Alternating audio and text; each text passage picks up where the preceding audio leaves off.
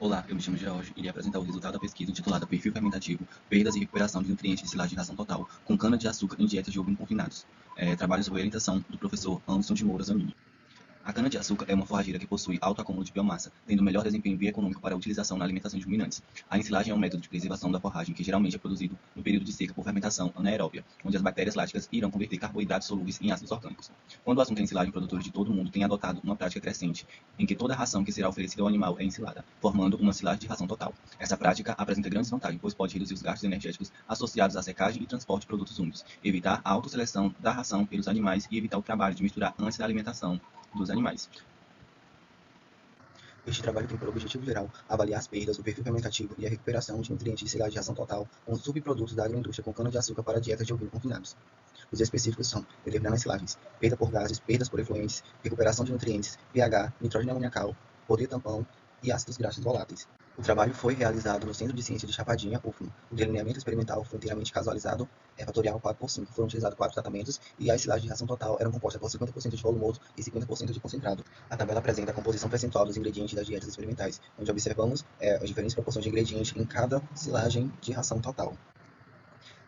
A cana foi picada, compactada e vedada e aberta após 45 dias. Foram retiradas amostras para pH, ácidos orgânicos, poder tampão, nitrogênio amoniacal, perda por gases e efluentes e recuperação de matéria seca. As médias foram comparadas utilizando o teste de Tuff a nível de 5% de probabilidade.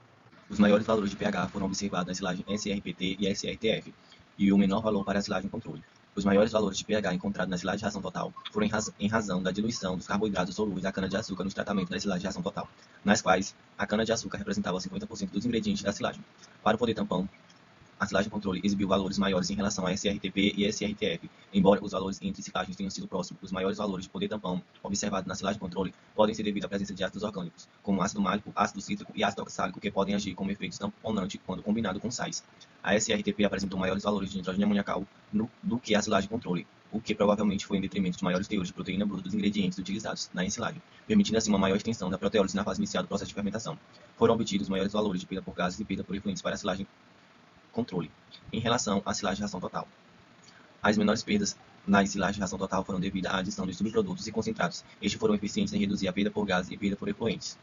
Os maiores valores de recuperação de matéria seca foram comprovados para a silagem de ração total em relação à silagem controle, confirmando que a adição de subprodutos do babaçu e concentrados na silagem de ração total foram eficazes para promover a recuperação de matéria seca, acima de 82% de matéria seca, proporcionando uma boa recuperação do material ensilado. Os maiores valores de ácido lático observados nos tratamentos de silagem de ração total em relação à silagem controle são importantes, pois quando a silagem é exposta ao oxigênio, as leveduras e outros micro-organismos usam o ácido lático e carboidratos solúveis residuais para seu próprio desenvolvimento, fazendo com que reduza a estabilidade aeróbia e o valor nutricional da silagem. Em relação ao ácido acético, as diferenças observadas entre a silagem podem ser associadas às variações das populações de bactérias ácido-láticas heterofermentativas presentes nas silagens. Elas são as principais responsáveis pela produção de ácido acético a partir da fermentação dos carboidratos. Em relação ao ácido butírico, apesar da maior concentração deste na silagem de cana-de-açúcar, estes valores são baixos em todas as silagens, estando estes dentro do limite recomendado na literatura, que seria de menos 0,1%. Os baixos valores de ácido butírico na silagem de ração total certificam que ocorreu uma boa fermentação, pois apesar dos altos valores de proteína bruta, o ácido butírico foi quase zero.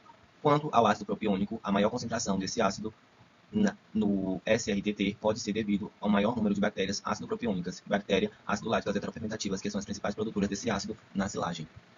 Diante disso, concluímos que as silagens na forma de ração total contendo concentrados tradicionais ou com subprodutos do babaçu apresentam melhorias no perfil